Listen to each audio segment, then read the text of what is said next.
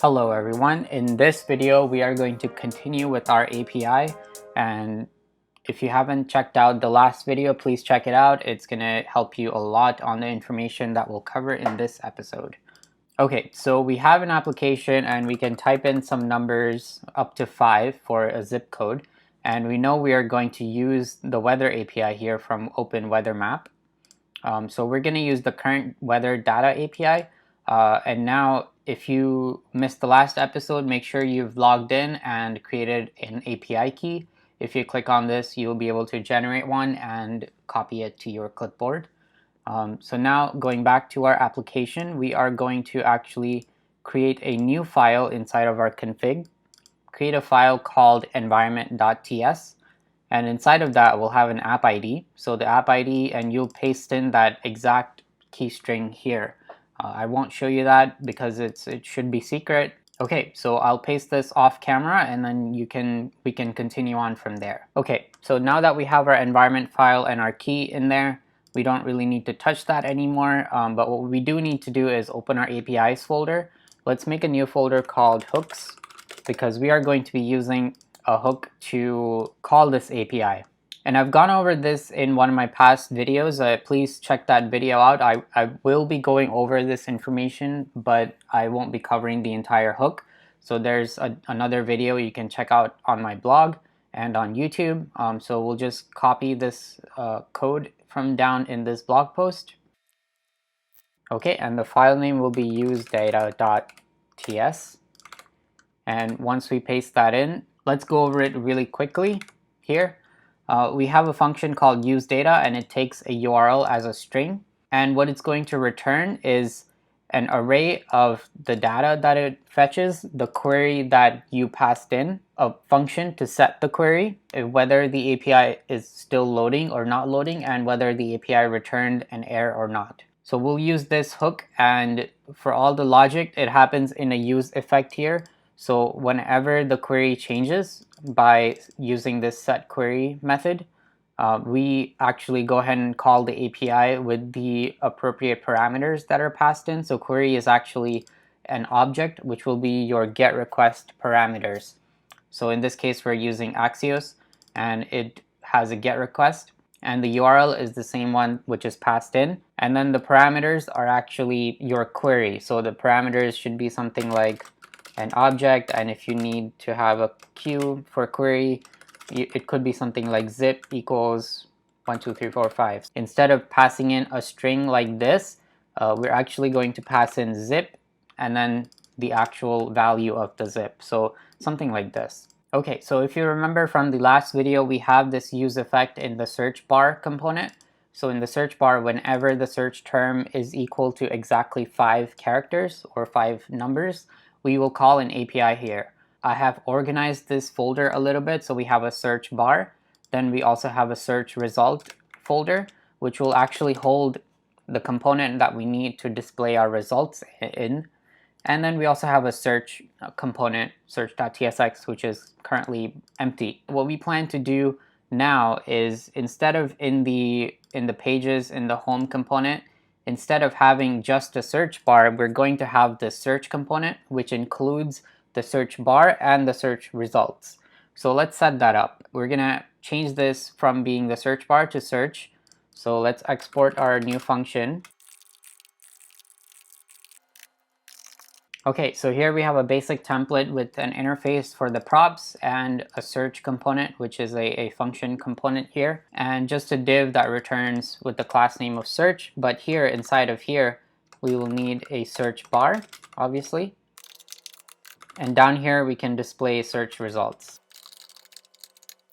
Okay, so let's go back to our home component and remove the search bar and replace it with just search. One small change, instead of returning a div, we're just going to return a fragment here so we don't mess up our formatting. And now for the search bar, we know that here we need to call an API, so our useData hook will do exactly that for us. We don't really need to know how the useData hook works in this case because it's acting independently for us. But all we need to do is let's open it and see what it returns again.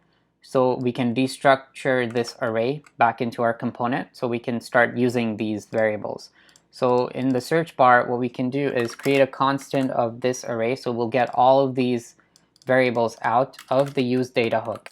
And remember, useData, first it needs to get a default URL. So our URL is actually going to be from open weather map, and we'll use the current weather data API. So let's look at the document here, and we need to follow the zip code by zip code. So let's copy all the way up until the question mark, because after the question mark our parameters will start. So these ones, remember, we need to pass in as an object to the query, but all this entire URL can be hard coded in this default value. Okay, so now we have our hook set up. So remember, the data will be the data that returns after our call, but the way we make a call is actually the query. So if we set the query, it will make the call, put the data in the data. To call the API, all we have to do is create a new object for params. And the params will be, let's go back to our documentation. So we need a zip code, and then put in the zip code as a string. So that's perfect. The zip is actually going to be the search term. And next thing we need is a comma and country code. But if we skip it, it's just going to be USA as default. So that's fine. And then we need an app ID and API key. So we already created this and added it to our environment file. So let's just add that here, app ID. And then we can include our environment folder here, environment.appid. So it just gets imported here at the top, and then we add it as a string. So that seems to be all we need. Let's go ahead and set our query. So we'll use the setQuery function here and set it to our parameters. Okay, so let's open our app, and then let's watch the network tab to see what happens. Okay, so let's type in something. All right, as soon as we hit 5 characters, we got an API call here, and in the preview, we can see there's a bunch of different objects in this API call. So we have a weather object, which actually gives us the current weather conditions. So right now it's clear sky, the main text is clear, and then the main weather information is the maximum minimum, which is exactly what we need in our little icon. And then it also gives us some other information like feels like, humidity, and pressure. The other important information is the coordinates. So this will help us save some information in the future. So some of the other API calls need a latitude and longitude. So we can use these two values in the other API call. After actually thinking about this, I realized that I would like to have the state of our search inside of the search results, or sorry, the search component. And this is a common occurrence. You should never be afraid to change your code or move your code. So in our case, instead of adding this useData hook inside of search bar, I would like to add it to search, so that search result and search bar can both use that. Now this is a common pattern where you need to move code to a parent component so that 2 components can actually use it. This can get very complicated if you don't use something like a global store. So we should actually investigate into that, and that'll be our next episode. So stay tuned for that. But for now, we'll just put it in our search component here. So let's put both of these items here. So now the problem becomes that search bar needs to let search know that the search term has now updated. So we actually need to take in a prop here. So this will be a prop for, let's say, zip, which will be a string. And it needs to return a void, because we don't really care about what it does. It's basically just a callback. And we'll name it or handle search update. So instead of calling an API call here, we'll just call the props function handle search update with the search term. And if the search term is less than 5, basically if it's not 5, we need to clear it out. So we'll call props.handle search update with a empty string, because we don't really care about anything that is under 5. We just care about if it's 5 or not. Okay, great. So in our search component here now, we need to create a function for the handle. Okay, so now that we are giving it our callback, this is just complaining about an import. Okay, so now we have the same same kind of scenario here. If zip exists, so remember we are passing an empty string if it's less than 5. So if zip does exist, which means it's 5, we need to create a new parameter. We need to create the same parameters. And this is maybe a kind of a shorthand. If you add just a zip and then comma, it's just going to put in the value of zip as a zip variable. So that you can use that as a shortcut. And now we can actually update our setQuery method. So we'll call setQuery with the new parameters. Okay, so let's try out just displaying our search result with just a JSON stringify, just to see what's happening and if our data is working properly. So we're just going to add our JSON stringify here, and if I put in some zip code, we can see it shows up properly and just spits out the text here. So instead of showing some random JSON here as a string, we need to actually show our search result component, which kind of looks like this. So we need to actually create this component, which will go inside of our search result folder, and then add our city name, the current weather condition, and the low and high. So those 4 components, the outer component, the text here, and then the low and high. See if you can create that on your own, and I'll do that myself in the search result component, and then we can compare both of our results together. So pause the video here, start working on the search result component, and then you can check back for a solution. So in our search, so let's get to it then. So in our search result, we have a very basic template. We just have a div with a search result. And then we've included a Sass file here so that we can style it. So we know that from our design, we need this to be a rounded box, right? So I can see it's 280 by 73. So we'll use a width 280 pixels and height of 73 pixels. We know that the background needs to be a little bit transparent, just like the search box. So what we should actually do is in the search bar Sass file, we can make it so that the background is now a variable, and the variable can be added to this variables file. So we can use the same variable in our search result. So let's do that. Transparent, and we have the same import up here. And the border radius, in this case, we can make it 20 pixels, the same as the search bar. And let's see what that looks like. So that looks pretty good. We do need a little bit of margin, so let's add a margin top of 10 pixels here. And that looks perfect. So now the search result is actually visible, even though we haven't made a search, because we added it to our search component. So we have a search bar and then display the search results. So the search results is going to need some props, right? Because it needs to know what the city is, let's add some props here. A little bit of the data that we need, right? So we'll create an interface here called weather data, and then it's going to include the name. So this will be the city name, the high temperature, the low temperature, and I'm putting this pipe here so that it can be either a number or a string. Now, depending on the API that you call, it could be a number or it could be a string, but for us, we don't really care. Even if it's a number, we can still display it on the DOM. And let's see, what else do we need? Let's go back to our design. We need a high and a low, a city name, and then the current temperature. So high, low, and current. So let's make that a number and a string. And then the data will just be, so we'll take one variable called data, and it'll just be a weather data property. And we're getting this error because of TypeScript. So it says that types of parameters props, so type props JSX elements is not assignable to type FC and an empty object.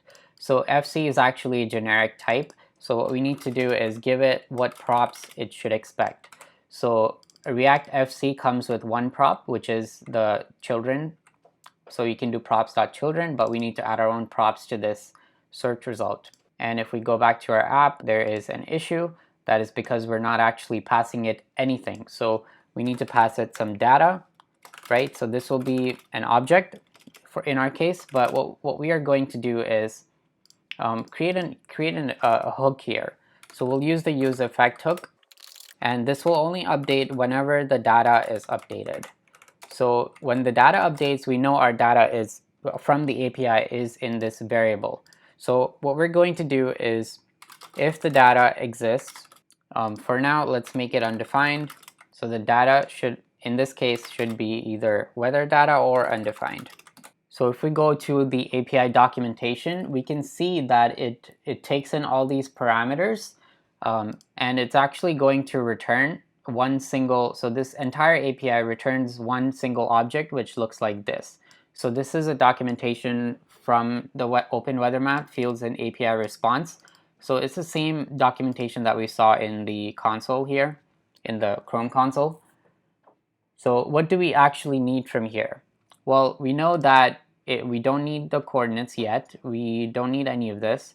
We need the main temp, so the temperature that it is currently. So the main temperature. So we know that we can create that. So based on this JSON format, we need to create our own object. So our object is called weather data, so we'll just call it data. So weather data can be imported, and it needs to have all of those fields. So the name is going to be, so let's find out where the name comes from. So here, the city name. So it's just going to be data.name. Let's change this to result. So the name is going to be data.name in case of this API. And the next thing is the high and low temperature. So we know that comes from the main and then main dot. Okay, here's a better view of this API. So it gives you an example JSON. So we know that when we get a response from there, we know the name is the city name. The next thing will be, we need to know the minimum and maximum. So that comes from the main object. So we know it's data.main.tempmin. So let's go ahead and set that. And the last property that we need to set is the current temperature, which is in main.temp. So that was my mistake here. It was actually high and low, not min and max. So once we set these here, it's happy that weather data is good. And what we actually need to do now is, now that we have a result component, we need to set it to our state. So let's create a new state variable. And the default is going to be undefined. And the type of this state will be weather data or undefined in the default case. Okay, so after we create our new object, we can do a set result here. And now here, now that we are creating a new object and setting it to our state object, we can check if the state object exists. So if result is there, then we should return this component with the data being the result, right? But there's and you might be inclined to do something like this, undefined if result does not exist, but there's a shorter way you can do this, which is, instead of adding a ternary operation, you can just say if result exists and this exists, then it'll return the search result object. So let's go ahead and save this. Go ahead and add this and go back to our application. Now the search result is empty because we haven't actually made any calls yet. And if I add in a zip code here, we can see that the search result shows up, but there's nothing inside. So let's go ahead and fix that. Go back to our search result component, and we just need to add a few items here. Let's see the design again. We have the name of the city and then the high and low temperatures. And then on the side here, we have a big current temperature. So it seems like if you had to draw boxes around this, we would have the New York City and the high and low in one box, and then the last box would be the current temperature. So let's go ahead and create those boxes as divs. So we have two boxes, name and current. In the current, all we have to do is type in props.data.current. And in our name, we need to now have two more divs. So one is the New York City and the other is both of these items here. Okay, so let's see what that looks like. And we have the city's name and the high and low temperatures and the current temperature. Now the CSS is a little bit off, but all the data is here. So let's go ahead and work on the CSS, and you can also try this on your own and see what you come up with. Again, the design looks like this. We need to have the city name in white. Both of these triangles should be there, and then the high and low temperatures, and then we have the current temperature. Okay, so now I have finished, and this is what it looks like. Hopefully yours looks something similar to this. and let's see what it took to get this done. So for right now, we have so our search result component actually has changed quite a bit. Let me explain what has happened here. So we have our original search result component. We also now have this new component which will get moved out to a new file. So in the search result, we have a basic structure here, a search result, the name and details, which corresponds to the name here and the details down below. And then a current weather. So the current weather is just this 287 here. And one thing to note, all of these are right now in Kelvin. So we actually need to make some changes to make it maybe Celsius or Fahrenheit, something more human readable. And we've also used this new method called toFixedZero. So all this does is takes the number here and makes the decimal point 0. So what this says is how many decimal points would you like to have? So if I say 3 and save that, everything is going to now have 3 decimal points if it can have it. But we just want everything to be 0. So one change we did have to make is that the high and low numbers have to be numbers so that we can use this toFixed method. If they are not numbers, we will get an error. All these styles apply to the search results here. So we know the width and height we had already set. The background needs to be transparent. The box sizing is border box, which means that the padding is included in this width and height. So if we set some padding down here, it won't increase the width to, let's say, 300 because it added 10 pixels on each side. So that won't happen. And the display is flex so that it can be right next to each other. Remember, this flex means that it's going to be flex row by default, the flex direction. And the justify content is space between. So that means that we need as much space in between this name and details and the current weather. And then there are some specific styles for the city name. We want the font size to be large. The current weather, we want the font size to be even larger. And then we have this high-low component. So what that is about is this high and low. So we know that in the future we want this vertical property to behave as if so that we have a vertically aligned high and low. So if we go back to our design, we know here in this component we have a high and low property, but it's vertically aligned. So we haven't actually used this yet, but it's just going to stay as an optional property when we do use it. So the high and low is just a high-low div with an item for low and an item for high. So this high-low is actually display flex again so that it can be horizontally aligned since we're not using this yet. And we have this arrow down and arrow up div. Now this is a special style which we added to our to our base CSS file. So arrow up is nothing but just a div with an inline block alignment so that it can be right next to our number here. So that this is a div with an inline block and the number is also inline. So the way you get a triangle in CSS will be to add 0 width and 0 height and add some border. So border left and right should be half of what the border bottom is. So if border bottom is 16, the border left and border right should be 8 pixels. And they should also be transparent and with the color that you want. So in this case, the arrow up will be red and the arrow down will be bluish.